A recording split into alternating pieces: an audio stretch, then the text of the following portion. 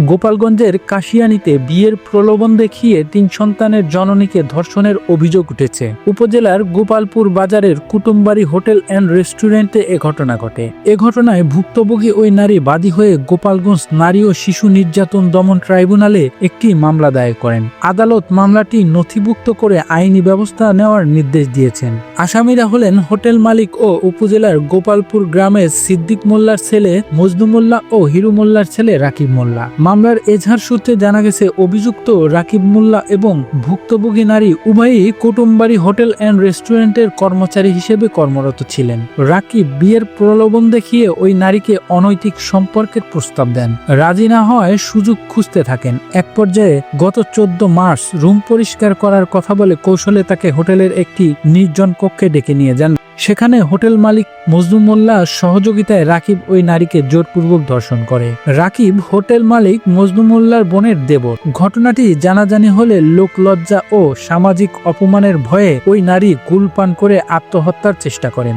গুরুতর অবস্থায় হোটেলের মালিক মজনু মোল্লা নিজেই তাকে উদ্ধার করে দ্রুত কাশিয়ানী উপজেলা স্বাস্থ্য কমপ্লেক্সে নিয়ে যান। সেখানে তার পাকস্থলী পরিষ্কার করানো হয়। সুস্থ হওয়ার পর ভুক্তভোগী নারী আইনি ব্যবস্থা নেওয়ার সিদ্ধান্ত গ্রহণ করে। রোববার বাদীপক্ষের আইনজীবী অ্যাডভোকেট সজীব সর্দার মামলা দায়েরের বিষয়টি নিশ্চিত করেন। তিনি জানান, বিয়ের প্রলোভন দেখিয়ে এবং প্রতারণার আশ্রয় নিয়ে ওই নারীকে ধর্ষণ করে। আমরা আদালতের কাছে ন্যায্য বিচার প্রার্থনা করেছি। আদালত মামলাটি আমলে নিয়ে পরবর্তী পদক্ষেপ নিতে নির্দেশ দিয়েছেন। ঘটনার বিষয়টি অভিযুক্ত মজনু ও রাকিবের সঙ্গে কথা হলে তারা বলেছেন, ঘটনাটি সম্পূর্ণ মিথ্যা ও ভিত্তিহীন। কাশিয়ানী থানার ভারপ্রাপ্ত কর্মকর্তা ওসি মোহাম্মদ মাহফুজুর রহমান জানান, আদালতের নির্দেশের কপি আমাদের কাছে পৌঁছেনি। নথি হাতে পেলে পরবর্তী ব্যবস্থা গ্রহণ করব।